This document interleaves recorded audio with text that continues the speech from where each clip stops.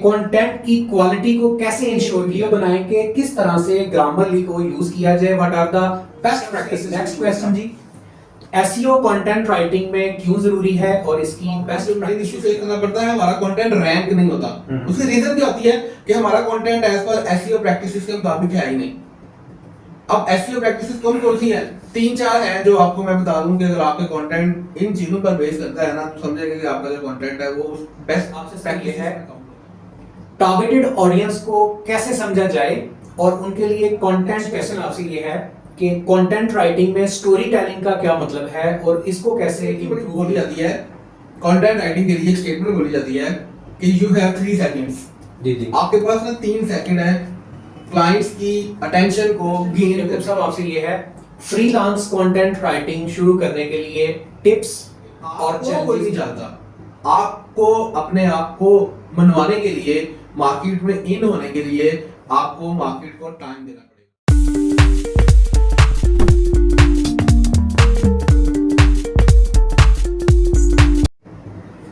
अस्सलाम वालेकुम friends, welcome to MY Solutions।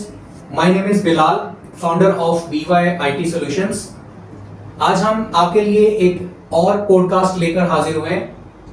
बड़ी खुशी होती है फ्रेंड्स जब आपके कमेंट्स हमें रिसीव होते हैं, फीडबैक्स हमें रिसीव होते हैं। तो हमारे कुछ फ्रेंड्स ने न्यू कमेंट्स हमें किए हैं, क्वेश्चंस किए हैं, जिनको आज इस पॉडकास्ट में हम डिस्कस करेंगे और इसका बेटर सोल्यूशन आपको प्रोवाइड करेंगे। तो आज की पॉडकास्ट का आगाज करते हैं। हमेशा की तरह आज हमारे साथ MY Solutions के फाउंडर मिस्टर मोहम्मद याकूब अवेलेबल है। कैसे हैं सर आप? जी अल्हम्दुलिल्लाह। आप कैसे हैं साहब? अल्हम्दुलिल्लाह। आपका बहुत शुक्रिया, आप वीकली टाइम निकालते हैं और हमारे व्यूअर्स के जो क्वेश्चंस हैं उनका आंसर देते हैं और अपनी एक्सपर्ट ओपिनियन से मुस्तफीद करते हैं। तो आज की पॉडकास्ट को स्टार्ट करते हैं। मेरे पास आज आपके लिए बड़े ज़बरदस्त क्वेश्चंस हैं जी। और जब मैं ये क्वेश्चंस देख रहा था जो फ्रेंड्स ने, व्यूअर्स ने कमेंट्स किए थे, तो बड़ी खुशी हो रही थी कि लोग हमारी पॉडकास्ट को बहुत अच्छे तरीके से और बड़ा कॉन्फिडेंटली देख रहे होते हैं और अपने फीडबैक्स दे रहे होते हैं। तो सर, मेरा आपसे पहला सवाल ये है कि कंटेंट की क्वालिटी को कैसे इंश्योर किया जाए? जी बिलाल साहब, फर्स्ट ऑफ ऑल तो मैं आप सब लोगों का शुक्रिया अदा करूंगा कि आप लोग टाइम निकालते हैं, अपने कीमती वक्त में से हमें टाइम देते हैं और लंबी लंबी पॉडकास्ट को, हमारी कम्युनिकेशन को, जो भी आपके लिए हो रही है उसको आप सुनते हैं। तो बड़े ही वैलिड क्वेश्चन आप लेकर आप हाजिर होते हैं और ये बड़ा ही एक हॉट टॉपिक हम इसे कह सकते हैं कि आप अपने कंटेंट की क्वालिटी को कैसे इंप्रूव करें। देखें, क्वालिटी को इंप्रूव करने के लिए कुछ टूल्स का इस्तेमाल करना होता है।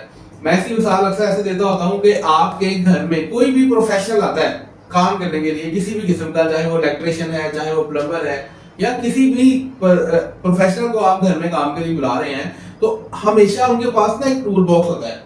उसमें वो तमाम औजार, तमाम टूल्स रखते हैं ताकि वो अपने काम को आसान कर सके और काम की क्वालिटी को इंश्योर कर सके। आजकल वैसे जैसा कि गर्मी का मौसम है और लोग अपने एसी की सर्विस करवा रहे हैं ना, तो इसके लिए बहुत से आपके पास जो प्रोफेशनल आएगा उसके पास पूरी एक टूल किट होगी। या उसने एसी खोलना भी है, एसी बाद में उसमें बंद भी करना है, तो कहीं ऐसा ना हो गैस लीक हो जाए या गैस लीक होती रहे और बजाय आपको फायदा होने के नुकसान हो जाए। तो अपनी क्वालिटी को इंश्योर करने के लिए हर प्रोफेशनल जो होगा वो टूल्स का इस्तेमाल करता है। अब ऐसे ही आप कंटेंट राइटर हैं तो आप भी प्रोफेशनल है, तो बीइंग अ प्रोफेशनल हमें भी कुछ टूल्स का सहारा लेना पड़ता है। जैसा कि कंटेंट राइटिंग में बहुत ज्यादा जो टूल्स यूज किए जाते हैं, एक बड़ा ही पॉपुलर है जिसे हम ग्रामरली कहते हैं। देखिए, इंग्लिश हमारी ना नेटिव लैंग्वेज नहीं है। इंग्लिश बोलते हुए, हम लिखते हुए बहुत सी प्रॉब्लम का, कहीं पे कॉमा नहीं लगाया, कहीं पे फुल स्टॉप नहीं लगाया, कहीं पे सेमी कॉलन लगाना है, कहीं पे कॉलन लगाना है, ये सारी प्रॉब्लम जो है ना, ये हमारी ग्रामर की मिस्टेक्स हैं। ये ग्रामर की मिस्टेक्स हमने इंप्रूव करना होती हैं with the help of Grammarly. हम ग्रामरली पे अपना कंटेंट लिखा हुआ पोस्ट करते हैं, वो ग्रामरली सारी मिस्टेक्स को निकाल के हमें दे देता है और हम उसको इजीली सॉर्ट आउट कर लेते हैं। इसके लिए MY Solutions के प्लेटफॉर्म पे ही आपको डिस्क्रिप्शन में भी लिंक मिल जाएगा, ऊपर आई बटन में भी आपको लिंक मिल रहा होगा कि आप किस तरह से ग्रामरली का यूज करते हुए अपनी क्वालिटी कंटेंट की बढ़ा सकते हैं। वो आपको वीडियो मिल जाएगी, उसको लाजमी देखिएगा ताकि आप इजीली इसको यूज कर सकें। अच्छा, मैं यहाँ पर ये कहना चाहूंगा बिलाल साहब कि जब हम नए आते हैं ना मार्केट इस फील्ड में तो प्रॉब्लम यहाँ पर ये फेस करनी पड़ती है कि लोग कहते हैं यार हम ना फौरी तौर पे पेड टूल्स की तरफ चले जाते हैं, ग्रामरली का पेड टूल यूज करते हैं, जो कि उनके लिए बायसे नुकसान होता है, क्योंकि आपको स्टार्टिंग में काम तो आ नहीं रहा। तो आप ग्रामरली का यूज करें, प्रीमियम ना करें, सिंपल आप ग्रामरली की वेबसाइट पे जाएं, अपना अकाउंट क्रिएट करें और जो भी उसका फ्री वर्जन है उसको यूज करें। फ्री वर्जन भी आपके छोटे छोटे मिस्टेक्स को निकाल देता है। तो अपने काम की क्वालिटी को, कंटेंट की क्वालिटी को इंश्योर करने के लिए आपने कंटेंट राइटिंग के लिए फर्स्ट ऑफ ऑल आपने ग्रामरली यूज करना है। उसके बाद जब ग्रामरली रन कर लिया, देन आप जाएंगे किसी भी प्लेजरिज्म चेकर टूल में, प्लेजरिज्म चेकर टूल में जाके अपने कंटेंट आपने अपलोड किया और वहां से आपने अपना कंटेंट चेक कर लेना है कि आपके कंटेंट में कितना प्लेजरिज्म या एआई का एलिमेंट है। आपके काम में एआई भी जीरो होना चाहिए, प्लेजरिज्म भी जीरो होना चाहिए। देखिए एआई का आजकल दौर हो रहा है, नए नए टूल्स मार्केट में आ रहे हैं, तो हमने उनसे बचने के लिए उनका इस्तेमाल जरूर करना है। मैं हर दफा हर वीडियो में हर पॉडकास्ट के अंदर मैं आपको ये कहता हूं कि चैट जीपीटी का यूज करें, लेकिन आप उसको अपना असिस्टेंट बनाकर यूज करें, ना कि आप 100% उस पर रिलाई कर रहे हैं। अभी रिसेंटली बिलाल साहब एक अपडेट आई है गूगल की तरफ से, जी जी, उन्होंने जितना भी वेबसाइट जो एआई से लिखी हुई थी और उनका कोई मकसद नहीं है, जी जैसे ही चैट जीपीटी आया आपको पता होगा कि लोगों ने पूरे पूरे साल का कंटेंट बना के रख लिया कि हम ना पूरे पूरे साल का कंटेंट जो है ना वो आपको प्रोवाइड अपने पास रखेंगे।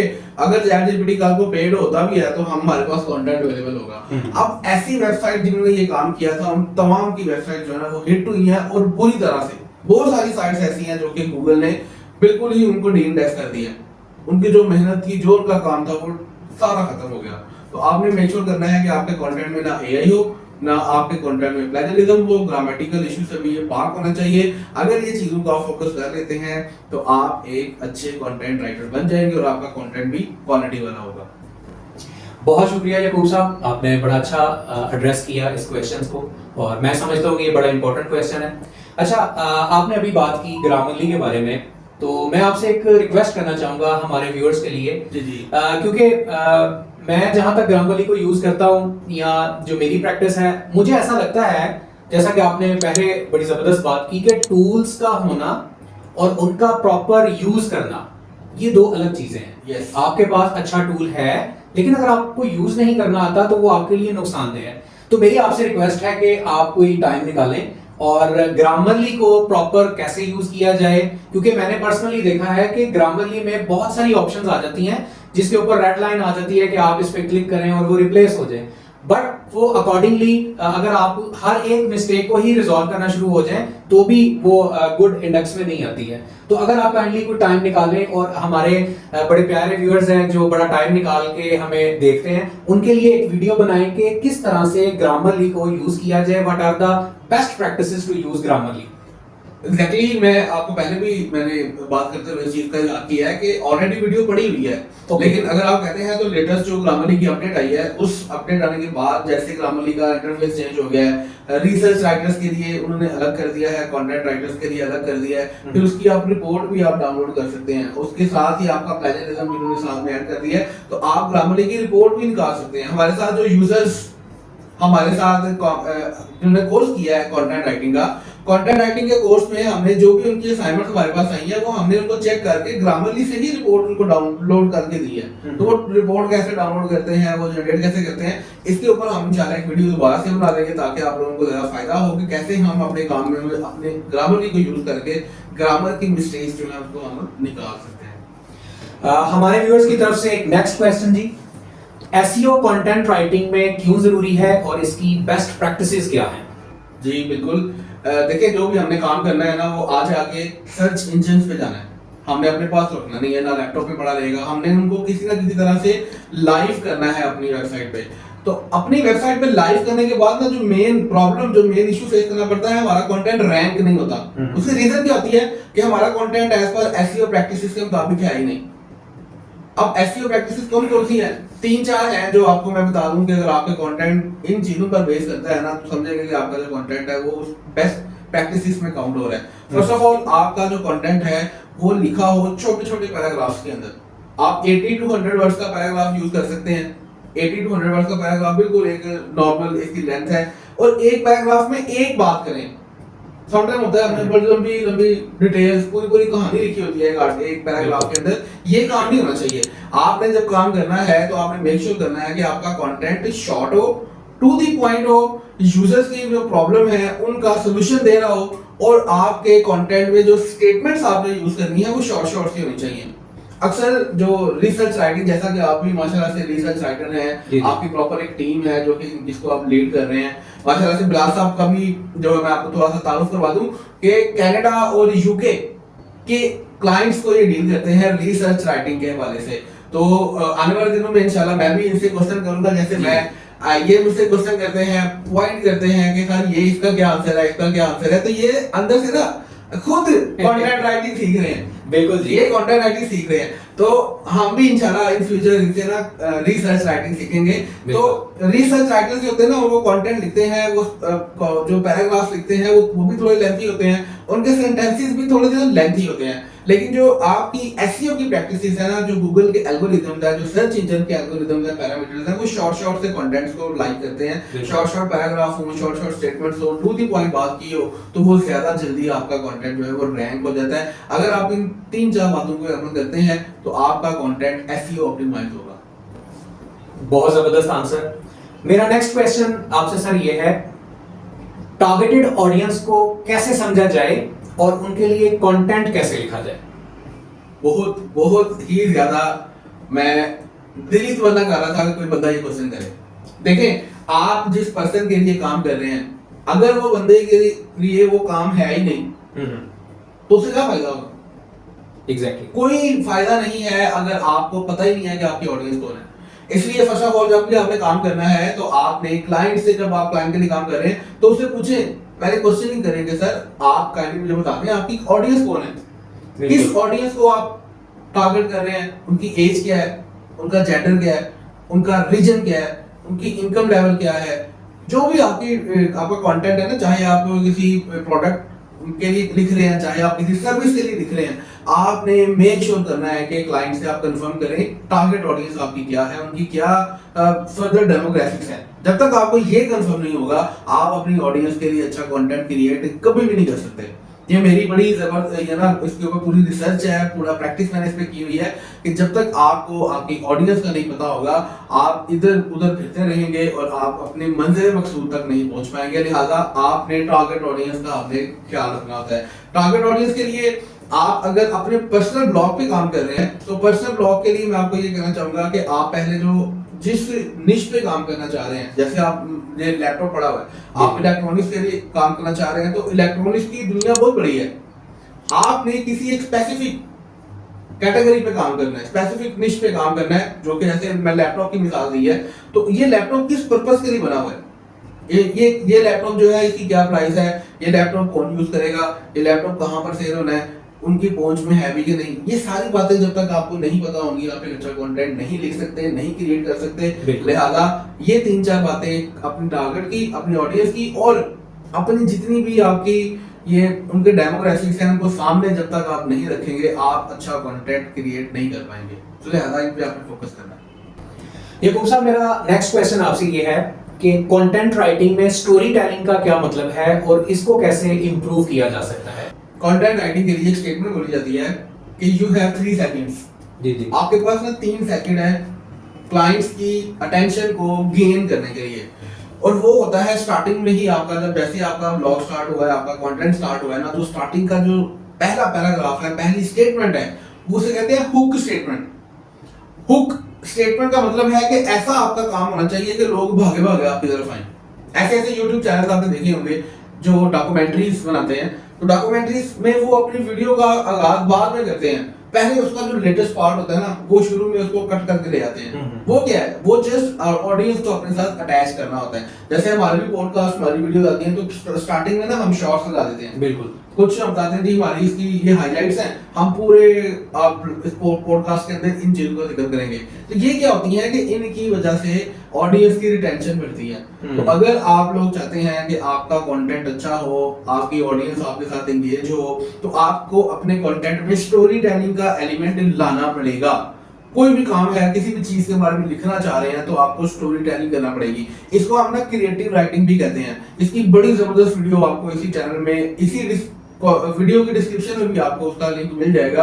ऊपर अगर देखेंगे तो आपको आई बटन में भी इसका लिंक नजर आ रहा होगा कि आप किस तरह से स्टोरी टेलिंग करते हुए क्रिएटिव राइटिंग कर सकते हैं। वो बड़ा जबरदस्त एक वो आए थे आज से कुछ देर पहले ना कुछ माउस आए थे, वर्टिकल माउस आए थे। जी जी जी। तो वर्टिकल माउस के लिए पहले प्रॉपर एक स्टोरी क्रिएट की जाती है, उसके बाद जाके बताया जाता है भाई हम ये चीज सेल कर रहे हैं, हमसे ये बाय कर रहे हैं। तो आपने स्टोरी टेलिंग, अगर आपको ये आर्ट आपको आ जाता है, कोई भी आपका काम है, कहानी बना लें, उसकी कहानी बना के उससे रेलिवेंट, देन आप अपना जो कंटेंट है उसको आप स्टार्ट करेंगे, लिखेंगे, उसमें कीवर्ड्स प्लेस करेंगे, तो डेफिनेटली इंशाल्लाह आपका कंटेंट जो है वो सर्च इंजन में रैंक भी होगा और उसके ऊपर सर्चेस भी आएंगी।